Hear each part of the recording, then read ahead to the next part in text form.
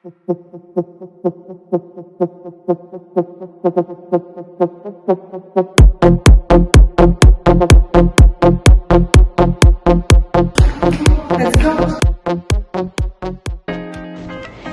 жас маман, ертеңгі бас маман деген ұғыммен келісесіз бе?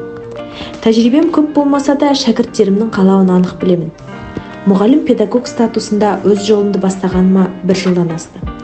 Қызығы мен қиындығы қатар жүретін осы 1 жылда мен не істедім, қалай өстім, нені білдім.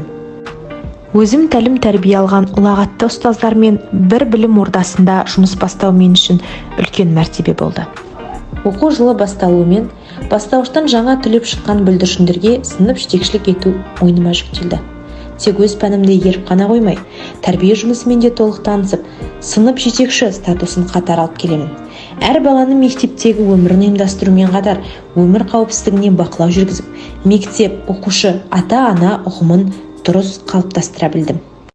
Ұстаз әрдайым дамып, ізденіс үстінде болу керек. Мен де өз қатарымнан қалмай, онлайн, офлайн курстарға қатысып, өз білім қоржынымды толықтырып отырдым. Атап айтатын болсам, өрлеу республикалық курсынан бастап, мәртебелі ұстаз семинар, буллингтің алдын алу курстар, сонымен қатар ұлт жанашыры секілді түрлі курс қатысушылары қатарынан табылдым. 2022-23 оқу жылының басты ерекшелігі бұл зерттеуші мектеп. Жас маман болып, нені, кімді, қалай зерттеймін деген сауал болды. Алайда ойлана келе зерттеу сұрағым ретінде ағылшын тілі сабағында жазу дағдысын қалай қалыптастыруға және де арттыруға болады деген сұрақталдым.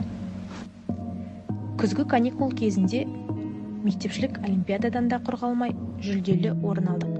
Менің ойымша бұл жас маман үшін жақсы жетістік. Менің ұстаз, мұғалім ретіндегі басты мақсатым бұл әрбір алдымда отырған оқушымды дамыту, оның ерекшеліктерін сақтай отырып, потенциалды қабілеттерін ашу және де дамыту, дұрыс дамып жетілуіне жағдай жасау деп білемін. Мен өзімді шығармашыл идеясы өзгеден ерек, үлкеннен үйреніп, жаңалықты тез қабылдайтын жас маман ретінде көремін. Иә, тұлға болған соң мен өмірімде талай мықты ұстаздарды мойындағам. Енді өзімді соларға мойындатамын. Я в ней налетел, в самый удачный случай. Я ей налетел, чтобы дважды на всякий случай. Надо цепь на шее, пальцы ловит.